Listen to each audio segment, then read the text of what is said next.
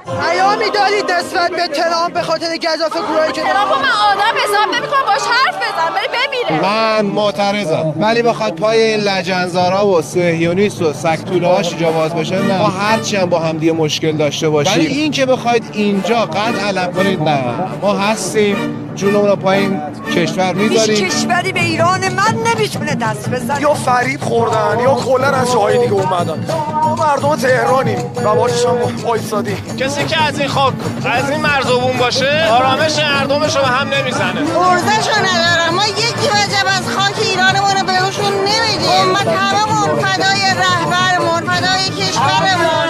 خیلی شدیداً باید مجازات بشن. ببین اون موقعی که 8 سال ما جنگیدیم یه سیم خاردار هم نداشتیم. الان که دیگه در حدی نیست. نه اینجا ونزوئلاست که بخوای شبونه بخوای یه بازی سوری رو نه عزیز دریا نجس نمیشه با این صحبت‌ها. جان ما و همه ایرانی‌ها فدای رهبر ما. یه سری اونور مرز یه خیالای باطلی کردن. حالا رهبر جانم فدای رهبر بدون هیچ نگرانی از نگاه‌های دوستان آشنایان اسم یه سری گرونی‌ها یه سری اتفاقات هستیم ولی هیچ عاشق خالی نمی‌کنیم. عاشقتم آقا جون، چی بگم؟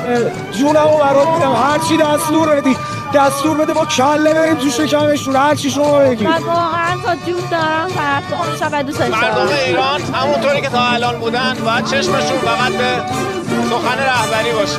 کلام ایشون همه رو آروم میکنه. سید علی عاشقتم عاشقتم عاشقتم.